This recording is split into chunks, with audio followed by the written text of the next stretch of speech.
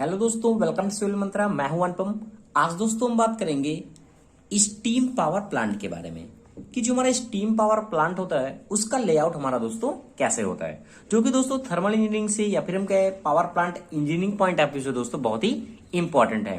तो दोस्तों बात करते हैं कि हमारा जो स्टीम पावर प्लांट है उसका मेन पर्पज क्या होता है। स्टीम पावर प्लांट का मेन पर्पज हमारा क्या होता है, हमें क्या करता है, इलेक्ट्रिसिटी जनरेट करना होता है। क्या? इलेक्ट्रिसिटी जनरेट करना होता है। अब ये जो हमारा स्टीम पावर प्लांट है, जो इलेक्ट्रिसिटी हमारी जनरेट हो रही है, जो हम वर्क कर रहे हैं, वो किस तरीके से करते हैं उसके बारे में दोस्तों हम बात करते हैं। तो बात करेंगे यहां हम सिर्फ बात करेंगे लेआउट के बारे में, फिर इससे रिलेटेड जो भी पॉइंट होंगे उसको हम बात करेंगे। तो देखते हैं जैसे कि हमारा दोस्तों लेआउट है, ये बना हुआ है, आप एक बार बना सकते हैं। अभी जब मैं समझाऊंगा तो एक एक चीज आपको माइंड में सेट हो जाएगी कि जो हमारा एक्चुअल का लेआउट होता है वो किस तरीके से बना होता है। अगर दोस्तों इस प्लांट को हम पूरे देखें तो ये 4 स्टेज में बटा होता है। अब 4 स्टेज में कैसे बटा होता है उसको ध्यान देना। ये हमारा क्या है, ये हमारा क्या होता है, कोल्ड स्टोरेज एरिया पूरा होता है। अगर हम कहें इसको हम कोल्ड सर्किट कह सकते हैं, ठीक है। और ये वाला पोर्शन हमारा जो होता है वो एस सर्किट होता है। ऐसे में डायग्राम हल्का सा आपको इंडिकेशन दे देता हूं। ये हमारा जो पोर्शन होता है, अगर हम इसको नाम दें तुम क्या दे सकते हैं, कोल्ड सर्किट दे सकते हैं, कोल्ड सर्किट, ठीक है। और इस पोर्शन को अगर हम नाम दें, इसको दे सकते हैं हम एस सर्किट। ओके, आपको समझाने के लिए दोस्तों एक तरीका है कि आपको लेआउट इजीली समझ में आ जाएगा अगर आपके एग्जाम में पूछा जाता है तो। ये हो गए। अब देखो, अब क्या है, इसमें है एक एयर सर्किट। ये जो एयर आ रही है this is air circuit and flue gases circuit. ये जो बॉयलर से गैस निकलेगी, ये जो फ्लू गैस मैंने दिखाया हुआ है, ये जो ऐसे जा रही है, ये वाली सर्किट, ये क्या है, फ्लू सर्किट है। यानी एयर और फ्लू सर्किट तुम्हारी ये यहां के बीच में हो गई। समझ में आया? तो मैं लिख देता हूं आपको। ये हमारी एयर है और क्या है, फ्लू गैस सर्किट है, गैस सर्किट। ओके, ये चीज समझ में आ गई। 3 स्टेज यहां तक ये मैंने एक तरीके से डिवाइड कर दिया। अब हम बात करते हैं फीड वाटर का। तो वाटर हमारा कहां सप्लाई हो रहा है, वाटर हमारे इस कंडीशन में हो रहा है, जो फीड वाटर है ये हमारा सर्कुलेट हो रहा है फीड वाटर का। तो ये जो रिवर से हमारा पानी जा रहा है ये हमारी फीड वाटर की एक तरीके से कंडीशन है, ये वाली, ठीक है। समझते रहिए भी, ये कि कैसे वर्क करता है वो मैं बताऊंगा। अभी आपको थोड़ा ओवर व्यू दे रहा हूं कि आप किस तरीके से समझ सकते हैं। तो ये हमारा क्या एक तरीके से फीड वाटर का रीजन है, सीधे से क्या है, वाटर का रीजन है ये हमारा, ठीक है। और ये जो रीजन हमारा दिख रहा है ये स्टीम का, ऐसे यहां क्या फ्लो हो रही है, यहां स्टीम फ्लो हो रही है। क्या फ्लो हो रही है इस एरिया पे, स्टीम फ्लो हो रही है। ये हमारा एक तरीके से स्टीम फ्लो सर्किट कह सकते हैं, ठीक है। स्टीम फ्लो सर्किट हो गया। और यहां के बाद ये जो पोर्शन है, यहां तो बताया ना ये फीड वाटर का है, ये जो फीड वाटर यहां से है ये है कूलिंग टावर का, ठीक है। तो ये भी याद रखना, ये क्या है, कूलिंग वाटर सर्किट या फिर कूलिंग टावर सर्किट हम कह सकते हैं। तो ये दोस्तों हो गए मेन पॉइंट, कुछ एरियाज हैं जो हमारे क्या है, स्टीम पावर प्लांट को बनाते हैं। अब देखो इसका सेटअप किस तरीके से होता है। अब ये दोस्तों हमारा क्या बॉयलर है, बॉयलर के मेन वर्क क्या होता है, स्टीम जनरेट करना। क्या करना, स्टीम जनरेट करना। अब ये स्टीम किस तरीके से जनरेट करेगा, स्टीम जनरेट करेगा जब वो भी किसकी स्टीम, वाटर से स्टीम, वाटर से स्टीम बनाएगा हमारा, यानी ये कहीं ना कहीं इसमें वाटर आ रहा है। अब ये बॉयलर क्या करेगा, स्टीम को जनरेट करने के लिए इसको क्या चाहिए, फ्यूल चाहिए, कोल चाहिए, स्टोरेज चाहिए। तो ये हमारा होता है कोल्ड स्टोरेज एरिया, ठीक है। यहां से कोल्ड स्टोरेज आया, हैंडलिंग किया, फिर यहां एक प्रोसेस होता है जिसे हम कहते हैं पल्वराइजेशन। पल्वराइजेशन में क्या होता है, हमारा जो कोयल होता है वो क्या छोटे छोटे भाग में, हम कह सकते हैं छोटे भाग में क्या करते हैं, हम उसको बना देते हैं कि मिक्सिंग हो जाती है एक तरीके से, ठीक है। छोटे छोटे कड़ों में उसको बना देते हैं। उसके बाद हम क्या करते हैं, बॉयलर में उसको भेजते हैं। बॉयलर में वो क्या करता है, इसको जलाने के लिए फ्यूल को जलता है, जिससे हमारा क्या है, जो वाटर है वो क्या होने लगता है, हीट में चेंज होने लगता है, यानी स्टीम बनाने लगता है। अब इस कोयल को, जो हमारा कोयला है उसको जलने के लिए क्या एयर भी चाहिए। तो एयर के लिए हम क्या करते हैं, अभी यहां से देखना, यहां से हमारी क्या एटमॉस्फेरिक एयर आती है।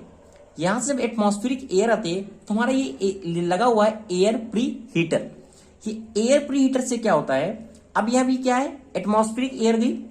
अब ये जो एयर फ्री हीटर है, यहां से जा रही है फ्लू गैसेज, देखो ये फ्लू गैसेज के एरिया मैंने बताया।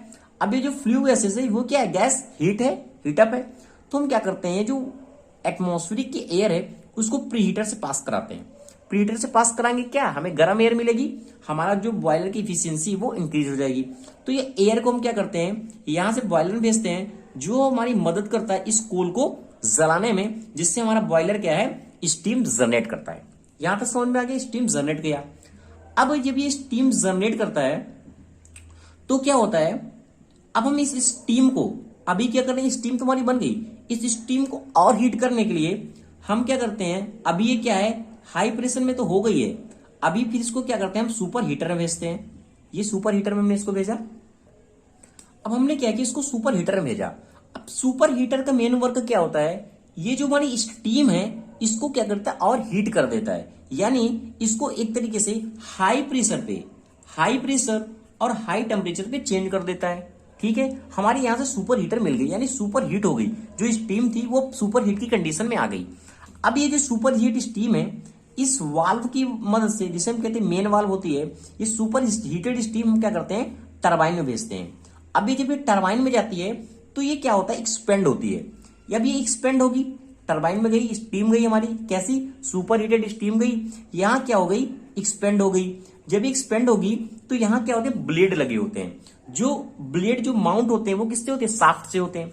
तो जब ये ब्लेड में करेगा तो साफ्ट क्या मूव करेगा, ब्लेड मूव करेगी, साफ्ट मूव करेगा, और ये जो हमारा साफ्ट होता है वो कनेक्ट होता है इस जनरेटर से, जिसे हम अल्टरनेटर भी कह सकते हैं। तो ये क्या करेगा, इसको क्या करेगा, वर्ड करेगा ये जनरेटर, और हमें क्या करेगा, ये पावर सप्लाई जनरेट करेगा। ठीक है, ये पावर सप्लाई हमारी क्या है, जनरेट किया। अब क्या होता है, जो हमारी स्टीम तो यहां कन्वर्ट हो गई जनरेटर में, जो हमारी स्टीम बची उसको हम क्या किए, इस टरबाइन से यहां से पास करा के इसको कंडेंसर में भेज दिया। ठीक है, अभी जब ये कंडेंसर में आती है तो कंडेंसर का मेन वर्क क्या होता है, कंडेंसेशन करना, लेटेंट हीट। ठीक है, यानी कंडेंसेशन कैसे करेगा, ये जो हमारी स्टीम है, अभी यह क्या स्टीम के फॉर्म में है, यानी एक तरीके से हम कह सकते हैं वेपर के फॉर्म में, स्टीम हमारी वेपर के फॉर्म में होती है। तो ये यहां होता है कंडेंसेशन प्रोसेस। जब यहाँ कंडेंसेशन प्रोसेस होता है तो उस कंडीशन में क्या होता है, जो हमारे वेपर होते हैं वो हमारे लिक्विड में चेंज हो जाते हैं। एक तरीके से हम कह सकते हैं कि वाटर में चेंज हो जाते हैं। जब ये वाटर में चेंज हो जाते हैं, लेकिन इनकी हीट जो है ना, जो एट ए कांस्टेंट टेम्परेचर पे रहता है, ये हम कह सकते हैं। ठीक है, एट ए कांस्टेंट टेम्परेचर पे रहता है, बट इसका क्या होता है, फेज चेंज हो जाता है। क्या चेंज हो जाता है, फेज चेंज हो जाता है। जो वेपर फॉर्म में रहते हैं वो लिक्विड फॉर्म में हो जाते हैं। तो और किस तरीके से हो गए, क्योंकि यहां से हमारा क्या कूलिंग टावर लगा है, ये क्या है, हीटअप है, ये कूलिंग टावर से गया। अब कूलिंग टावर क्या है, कूलिंग टावर क्या करेगा, इस वाटर को क्या करेगा, ठंडा करेगा, कूल करेगा। किस तरीके से कूल करेगा, एटमॉस्फेरिक को एयर लेगा। देखा होगा आपने कूलिंग टावर का स्ट्रक्चर, तो आपको पता होगा ये क्या करता है, हीटिंग करेगा, और इसको अगेन क्या करेगा, कंडेंसेशन की प्रोसेस को यहां से होगी। ये क्या करेगा, वाटर को सर्कुलेट करेगा। ये देखिए सर्किट है वाटर पंप का, ये आगे जाता है, और इस तरीके से यहाँ कूलिंग टावर की हेल्प से, और वाटर में कहां से मिलता है, ये हमारा रिवर रहता है। तो यही हमारा जो वाटर है अगेन क्या सर्कुलेट होता रहता है, जिससे हमारा क्या है, कंडेंसेशन प्रोसेस होता है। लेटेंट हीट हमारी क्या होती है, इसमें बनी रहती है, और हमारा फेज सेम रहता है, और वेपर से हमारा लिक्विड में चेंज हो जाता है। ठीक है, इतनी बात आपको समझ में आ गई होगी। अब क्या है, अब ये जो कंडेंसेशन का प्रोसेस हुआ, अब इसके बाद क्या होता है, जो लो प्रेशर, ये हमारा क्या है, अभी चेंज हो गया, हमारा वाटर में चेंज हो गया। अब ये क्या होता है, ये वाटर आगे सर्कुलेट करता है, और यहां हमारा लगा होता है लो प्रेशर हीटर। यहां क्या लगा होता है, लो प्रेशर हीटर लगा होता है, और यहां हमारा क्या लगा होता है, हाई प्रेशर हीटर लगा होता है। ठीक है, और ये हमारा क्या है, फीड वाटर पंप है। ये क्या है, फीड वाटर पंप है, फीड वाटर पंप, जो क्या करेगा, वाटर को क्या करेगा, फीड करेगा, यानी आगे बढ़ाएगा। ठीक है, ये हमारा क्या है, फीड वाटर पंप है। तो क्या होता है, अब ये जो लो प्रेशर हीटर है और ये हाई प्रेशर हीटर है ना, ये टरबाइन से कनेक्ट होते हैं, क्योंकि अब ये क्या वाटर फॉर्म में चेंज हो गया है। अब यहां से हम क्या करते हैं, इसको डायरेक्ट हीट देते हैं एक तरीके से। ठीक है, अभी जब आगे बताऊंगा तो ये भी टॉपिक अलग से मैं सेपरेट करके बताऊंगा कि इफिशियंसी को कैसे इंक्रीज करते हैं इसमें। फिलहाल अभी समझ जाइए, ये हमारा जो लो प्रेशर होता है और ये हाई प्रेशर हीटर होता है, इस टरबाइन से कनेक्ट होते हैं। जब ये टरबाइन से कनेक्ट हुए, यहाँ से हीट हमें डायरेक्ट मिल गई, तो यहाँ थोड़ा हीट हुआ, फिर हमने फीड वाटर को कराया और भी इससे कनेक्ट होती है। हाई प्रेशर में क्या हो जाता है, स्टीम हमारी बन जाती है। वाटर के फॉर्म में था, हाई प्रेशर स्टीम यहाँ से जनरेट हमें मिल गया। अब ये जो हाई प्रेशर की स्टीम होती है, यानी अभी तो हाई प्रेशर का हीटर लगा हुआ है, कुछ हीट कर दी है। अब हम क्या करते हैं, इस फीड वाटर को, अभी वाटर में मान लिया ये क्या होता है, इकोनोमाइजर से पास होता है। अब जब ये इकोनोमाइजर से जाता है तो होता क्या है, अब देखो यहां से हमें फ्लू गैसेस मिल रही है, इनका भी हीट है। अब ये क्या है, ये हीट इकोनोमाइजर से कंटिन्यू पास होती रहती है। तो ये जो हमारा फीड वाटर आया है, ये क्या हो जाता है, और भी हीटअप हो जाता है। और जब हीट हो जाता है तो अगेन क्या, इसको हम बॉयलर में सेंड कर देते हैं। और इस तरीके से हमारा कंटिन्यू सर्किट क्या है, वर्क करता है, पावर प्लांट का लेआउट वर्क करता है। एक चीज और बची, जब ये हैंडलिंग हुई, कोल्ड हैंडलिंग हुई, तो ये एस भी जनरेट करेगा। तो वो जो एस हैंडलिंग है, वो यहां से हुई एस हैंडलिंग प्लांट का हुआ, जो बॉयलर से हमारी एस निकली, ये जो कोल हैंडलिंग का। उसके बाद क्या होता है, यहाँ एस स्टोरेज बना होता है, जो हम क्या करते हैं, उसको स्क्रैप पार्ट में बाहर कर देते हैं। तो आशा करता हूं दोस्तों आपको समझ में आ गया होगा पूरा स्टीम पावर प्लांट, और आप इजिली एग्जाम पॉइंट ऑफ से लिख सकते हैं, आपको समझ में आ गया होगा कि किस तरीके से ये पूरा स्ट्रक्चर दोस्तों बना होता है। तो दोस्तों thank you watching this video. दोस्तों ऐसे ही वीडियो की जानकारी के लिए आप प्लीज चैनल को लाइक शेयर कमेंट जरूर करें।